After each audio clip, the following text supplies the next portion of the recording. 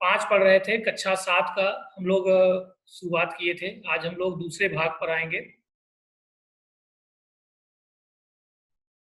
PPT आप लोगों को दिख रही है? Yes sir. आप लोगों के सामने एक यस सर। पीपीटी पहुंचने वाली है। देखिए, हाँ, आज हम लोग देखिए ताप के बारे में पढ़ चुके हैं। आज हम लोगों का जो टॉपिक है उसके आगे, क्योंकि पाठ का नाम ही है ऊष्मा तथा ताप, और हम लोग ताप के बारे में पढ़ चुके हैं और आज हम लोग ऊष्मा के बारे में पढ़ेंगे कि ऊष्मा क्या चीज है। ऊष्मा, देखिए, एक मिनट। सर ऊष्मा बताएं। ये देखिए परिभाषा, अंग्रेजी में पहली बात इसको हीट बोलते हैं। हाँ शहन साहब बोलें, क्या कहना चाहते हैं? ऊष्मा एक प्रकार की ऊर्जा है जिसका प्रवाह अधिक ताप की वस्तु की ओर से होता है। हाँ देखिए, ऊष्मा एक प्रकार की ऊर्जा है जिसका प्रवाह अधिक ताप से कम ताप की वस्तु की ओर होता है। देखिए अभी आगे आपको फिगर भी दिख रहा है, उस पर भी क्लियर करेंगे हम लोग ये बात जो हम लोग कह रहे हैं। और इसकी दूसरी बात भी और हम कह सकते हैं, दो वस्तुओं के बीच तापांतर के कारण उनके बीच जो स्थानांतरण ऊर्जा को क्या कहते हैं? ऊष्मा कहते हैं। अब देखिए हम लोग ठंडियों में आग जलाते हैं और लोग सेकते हैं नहीं, उसके सामने बैठते हैं। तो आप देख रहे होंगे राइट हैंड साइड में यहाँ आग जल रही है और देखिए हाथ से इन्होंने सेक रहे हैं। तो देखिए ये जो आग से जो गर्मी थी, जो ऊष्मा उत्पन्न हो रही है, ये डायरेक्ट देखिए हमारे हाथ पर आ जाती है और हमें गर्मी का एहसास होता है। इसी प्रकार देखिए यहाँ मोमबत्ती चल रही है, इसमें एक कील दिया गया है और इसको एक सिरे पर हम लोग गर्म करते हैं, धीरे धीरे पूरी कील गर्म हो जाती है। तो वही चीज देखिए यहाँ आप जरा सोचें, जहाँ मोमबत्ती जल रही है यहाँ ताप क्या होता है? बहुत अधिक होता है और हमारी कील ठंडी रहती है और यहाँ से गर्मी हमारे कील में पहुंच जाती है जो है। तो वही चीज है ऊष्मा। ऊष्मा एक प्रकार की ऊर्जा है जिसका प्रवाह अधिक ताप से की वस्तु से कम ताप की वस्तु की ओर होता है। यानी ये ऊष्मा जो स्थानांतरण ऊर्जा होती है जो है, यही क्या है? हमारी जो है ऊष्मा कहलाती है जो है। चलिए इसके आगे हम लोग बात करते हैं। ऊष्मा के मात्रक के बारे में हम लोग पढ़ते हैं कि ऊष्मा का मात्रक क्या होता है। अभी अभी हम लोगों ने बात किया कि ऊष्मा एक प्रकार की ऊर्जा है। ऊर्जा इसलिए है कि भाई देखिए जिससे भी बिना ऊर्जा के कोई कार्य संभव नहीं है। जानते हैं हम लोग अच्छी तरह, कार्य करने की क्षमता को हम ऊर्जा कहते हैं। और चूंकि ऊर्जा का एसआई मात्रक जूल होता है, अतः ऊष्मा का भी एसआई मात्रक क्या हो जाएगा? जूल हो जाएगा। ऊष्मा के अन्य मात्रक भी होते हैं, कैलोरी तथा किलो कैलोरी भी होता है। यानी एसआई मात्रक हम कह सकते हैं जूल, और सीजीएस पद्धति में हम मात्रक कैलोरी भी कह सकते हैं। तो आप लोग याद रखें इसको, एसआई मात्रक जूल तथा अन्य मात्रक कैलोरी तथा किलो कैलोरी। अब यहाँ बात आती है कि कैलोरी क्या चीज है। तो कैलोरी, आप देखिए इसकी परिभाषा आपके सामने दिख रही होगी। ऊष्मा की वह मात्रा जो 1 ग्राम शुद्ध जल के तापमान को 14.5 डिग्री सेल्सियस से 15.5 डिग्री सेल्सियस बढ़ाने के लिए आवश्यक होती है, उसे हम 1 कैलोरी ऊष्मा कहते हैं। देख रहे हैं जल का तापमान 1 अंश सेंटीग्रेड बढ़ाने में जो ऊष्मा की जरूरत पड़ती है, वही क्या कहलाती है? 1 कैलोरी कैलोरी कहलाता है जो है। ये चीज एकदम क्लियर होगा। जल का तापमान 14.5 डिग्री सेल्सियस से 15.5 डिग्री सेल्सियस तक बढ़ाने के लिए जो आवश्यक होती है ऊष्मा, उसे हम क्या कहेंगे? 1 कैलोरी ऊष्मा कहेंगे। याद रखिए 1 कैलोरी बराबर 4.18 जूल। कहीं कहीं आप किताबों में पाएंगे 4.186 जूल भी रहता है, तो उसमें कंफ्यूजन नहीं होना चाहिए। आपकी किताब में जो बुक में दिया गया है 1 कैलोरी बराबर 4.18 जूल। 1 किलो कैलोरी बराबर, भाई जायज बात है, 1000 कैलोरी हो जाएगा। और 1000 से जूल में आप जो मात्रा दिया गया उसमें गुणा करेंगे 4186 जूल हो जाएगा। इसको चाहें तो आप घात के रूप में लिख सकते हैं 4.186 इंटू 10⁻³ जूल। और 1 जूल बराबर 0.24 कैलोरी होता है, लगभग में 2.39 के आसपास, 2.9 के आसपास होता है। उसी हमने निकटतम मान में लिख दिया गया है। 1 जूल बराबर 0.24 कैलोरी। ये याद रखिएगा। ऊष्मा की मात्रा का आपको क्लियर हो गया होगा, जूल कह सकते हैं, कैलोरी किलो कैलोरी। आगे हम बात करते हैं ऊष्मा का मापन एवं निर्भरता। ऊष्मा किस पर निर्भर करती है, ऊष्मा की मात्रा क्या बढ़ाने से घटती है, क्या कम होती है, इसको हम लोग देखते हैं। देखिए, किसी पदार्थ को निश्चित ताप तक गर्म करने के लिए आवश्यक ऊष्मा की मात्रा उस वस्तु के द्रव्यमान, तापांतर तथा विशिष्ट ऊष्मा पर निर्भर करता है। यानी ऊष्मा की मात्रा किस पर निर्भर करती है, उस पदार्थ के द्रव्यमान और उसकी विशिष्ट ऊष्मा, और जो पदार्थ की ताप वृद्धि होती है यानी तापांतर होता है, उस पर ये निर्भर करती है। यानी पदार्थ का द्रव्यमान बढ़ेगा तो ऊष्मा की भी अधिकता होगी, विशिष्ट ऊष्मा का मान बढ़ेगा तब भी जो है ऊष्मा की जरूरत पड़ेगी। तो इसका एक सूत्र बन जाता है Q = m × S × delta T।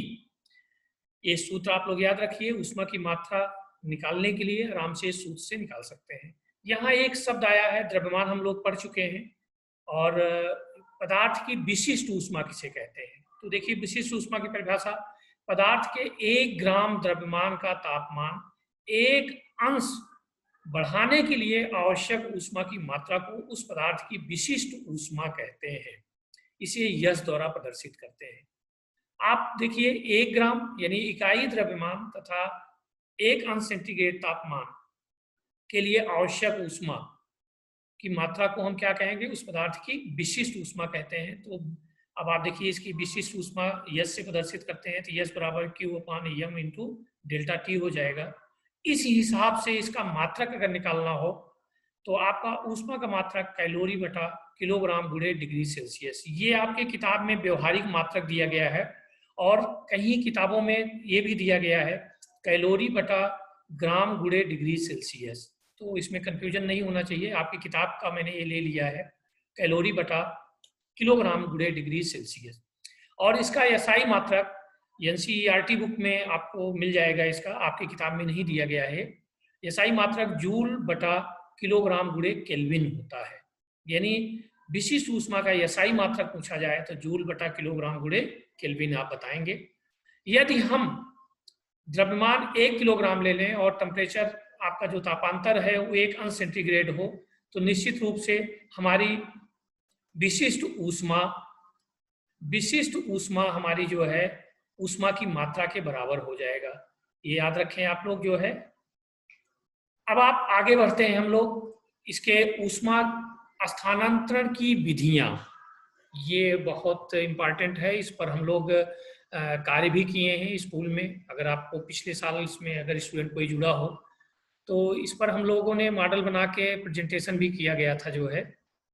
तो देखिए पहली चीज थी ऊष्मा स्थानांतरण की विधियों के बारे में हम लोग जानेंगे। ऊष्मा स्थानांतरण की क्रिया को ऊष्मा का संचरण कहते हैं। ये 2 वस्तुओं के बीच ऊष्मा का संचरण तापांतरण के कारण होता है। ऊष्मा का संचरण अधिक ताप वाली वस्तु से कम ताप वाली वस्तु की ओर होता है। ऊष्मा संचरण की 3 विधियां हैं, चालन, संवहन, विकिरण। मतलब समझिए जो बात हम लोग कर रहे हैं।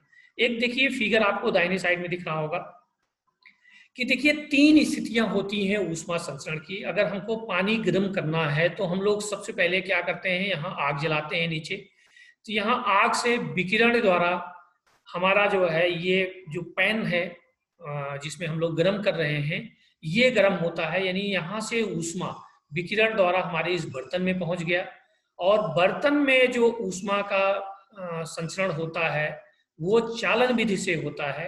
उसके बाद फिर इसमें पानी जो भरे रहते हैं उसमें जो है हमारा जो ऊष्मा का संचरण होता है संवहन विधि द्वारा होता है, जिससे वो पानी गर्म हो जाता है।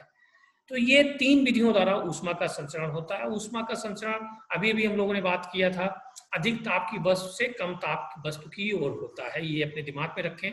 आग जलाएंगे तो गर्मी बढ़ेगी, तो जाहिर बात है ऊष्मा का संचरण बढ़ेगा, दूसरी की ठंडी वस्तु की ओर जाएगा। तो ये ऊष्मा संचरण की 3 विधियां याद रखें। चालन कंडक्शन हो गया, संवहन कन्वेक्शन हो गया, विकिरण रेडिएशन हो गया। सबसे पहले हम लोग चालन की बात करेंगे। चालन है क्या? देखिए हम लोग इसको एक प्रयोग के माध्यम से चालन को समझ सकते हैं अच्छी तरह। हम जानते हैं कि प्रत्येक पदार्थ अणुओं से मिलकर बना होता है, और ये जो ऊष्मा का चालन द्वारा जो स्थानांतरण संचरण होता है वो ठोस पदार्थों में होता है। यानी ठोस पदार्थों में ऊष्मा का संचरण चालन विधि द्वारा होता है। तो देखिए कैसे होता है। एक हम लोग क्रियाकलाप करते हैं। एक आप कील ले लीजिए, इसमें 3 जगह आप मोम लगा दीजिए। देखिए एक यहाँ लगाया गया है, फिर उसके बाद अब आप इसमें क्या करिए, मोमबत्ती जला दीजिए। मोमबत्ती जलाने के बाद इसके एक सिरे को आप मोमबत्ती के लौ के पास लगा दीजिए। अब क्या होगा, अब ऊष्मा का देखिए यहाँ संचरण शुरू हो जाएगा, स्थानांतरण शुरू हो जाएगा। ये मोमबत्ती जहाँ जल रही है यहाँ क्या होगा, गर्म होगा, और ये गर्मी किसमें ट्रांसफर होगी, हमारे जो ये लोहे के तार है या कील है इसमें ट्रांसफर होगी। इसमें होता क्या है, जैसे ही हम इसको गर्म करते हैं, क्योंकि इसके अणु तुरंत गतिशील हो जाते हैं और गति करने लगते हैं, यानी उनमें ऊष्मा आ जाती है, यानी तप्त हो जाते हैं, गर्म हो जाते हैं। और वो जब गर्म होते हैं तो अपने पड़ोसी वाले अणु को जो है ऊष्मा प्रदान कर देते हैं कि लो भैया तुम भी ले लो।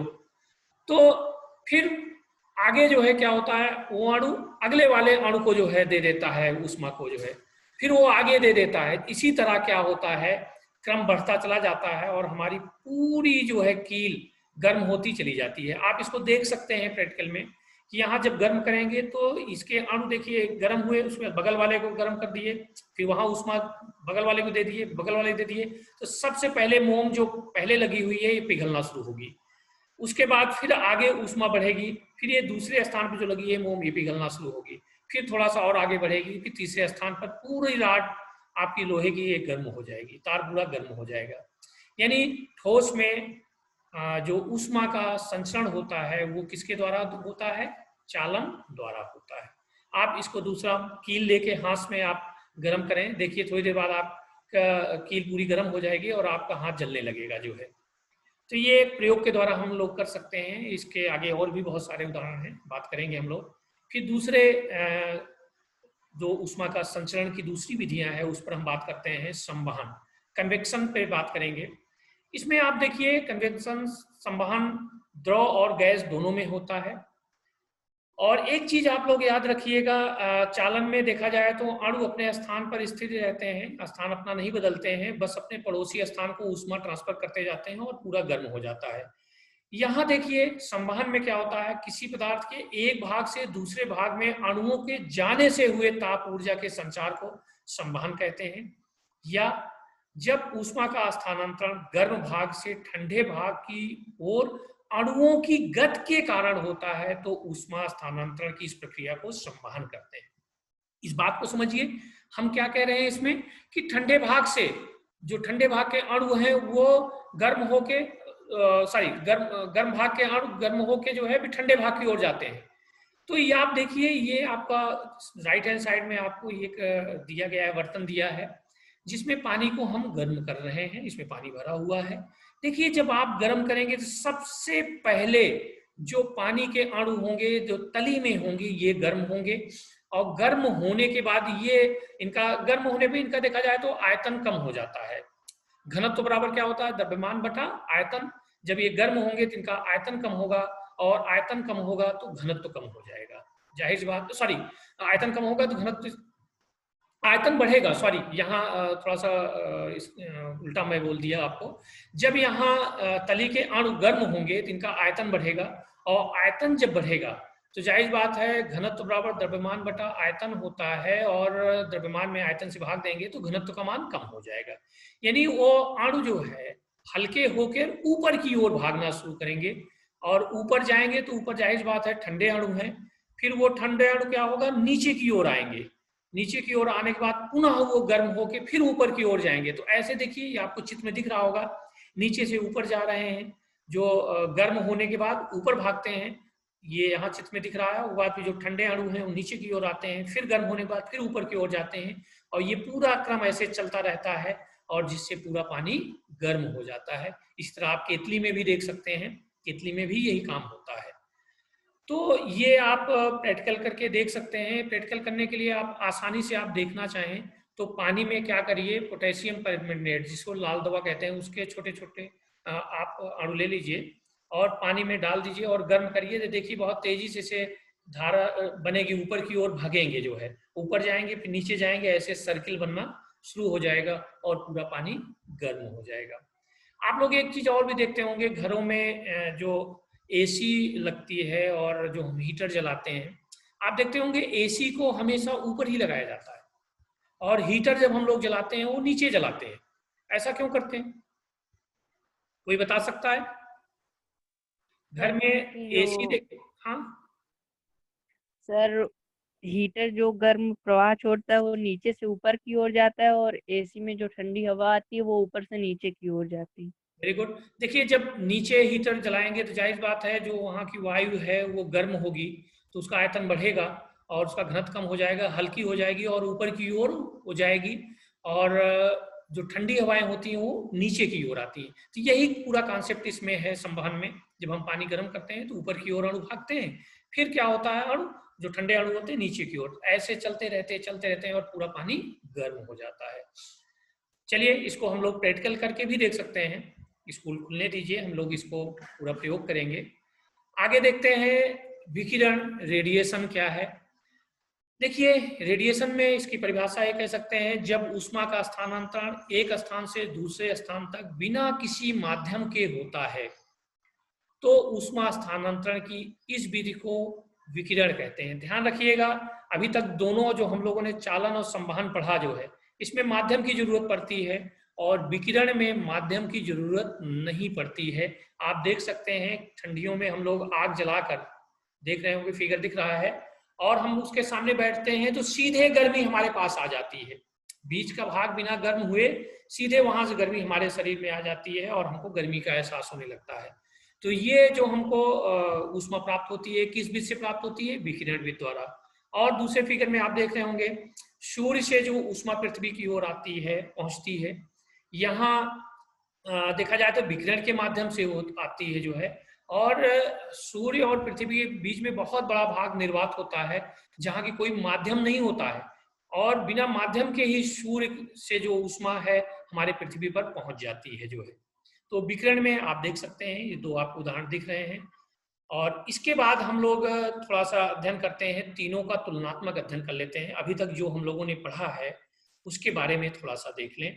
चालन, संवहन और विकिरण, ये तीनों में अंतर आप स्पष्ट कर सकते हैं। पहली चीज तो देखिए, मैंने अभी आपसे बात किया था, चालन और संवहन में माध्यम की आवश्यकता होती है। तो पहला देखिए, ऊष्मा संचरण के लिए माध्यम की आवश्यकता होती है, संवहन में ऊष्मा संचरण के लिए माध्यम की आवश्यकता होती है, लेकिन विकिरण में ऊष्मा संचरण के लिए माध्यम की आवश्यकता नहीं होती है। अभी अभी हम लोगों ने पढ़ा इसको। दूसरा देखिए, ऊष्मा एक कण से दूसरे कण को दी जाती है। मैंने आपसे बताया था ना अभी, जब हम लोग लोहे को यहाँ गर्म करते हैं या लोहे की, तो क्या होगा, ये यहाँ का कण ऊष्मा लिया, उसके बाद पड़ोसी अणु को दे दिया, फिर पड़ोसी अणु को दे दिया, तो ये चालन में होता है। और संवहन में क्या होता है, कण स्वयं ऊष्मा ग्रहण करने के लिए स्रोत के पास आते हैं। मतलब आप समझिए, नीचे वाला जब गर्म हुआ तो ये भाग गया ऊपर, फिर ऊपर वाले अणु क्या होता है, स्वयं ऊष्मा लेने के लिए नीचे आते हैं, नहीं ठंडे अणु जो है, तो इसमें ये होता है। और इसमें कणों की आवश्यकता नहीं होती है, ये तो बिना माध्यम के ही पहुंच जाता है जो है विकिरण। अब देखिए इसमें तीसरे में कण अपना स्थान नहीं छोड़ते हैं। इसमें क्या होता है, संवहन में कण अपना स्थान छोड़ते हैं। ध्यान रखिए, नीचे गर्म होता है कि ऊपर की ओर भागते हैं कि नहीं, और इसमें कणों की कोई आवश्यकता नहीं होती है। ऊष्मा संचरण मार्ग सभी ओर से संभव हो सकता है, किसी भी ओर संभव जा सकते हैं। ऊष्मा संचरण का मार्ग टेढ़ा मेढ़ा या घुमावदार हो सकता है, भाई ऐसे सर्किल में घूमते हैं ना जो है। और ऊष्मा संचरण सदैव सरल रेखा में होता है विकिरण में, याद रखिएगा इस बात को। अब देखिए पांचवा, ऊष्मा संचरण की गति धीमी होती है, और इसमें भी संचरण की गति क्या होती है, धीमी होती है। और ऊष्मा संचरण प्रकाश के वेग की दर से होती है। इसमें विकिरण में ऊष्मा का संचरण बहुत तेजी से होता है, प्रकाश की चाल आप जानते ही हैं बहुत तेज होती है। और इसमें देखिए छठा क्या है, किसी प्रकार की तरंग की आवश्यकता नहीं होती है। इसमें भी चालन संवहन में भी किसी प्रकार की तरंग की आवश्यकता नहीं होती है।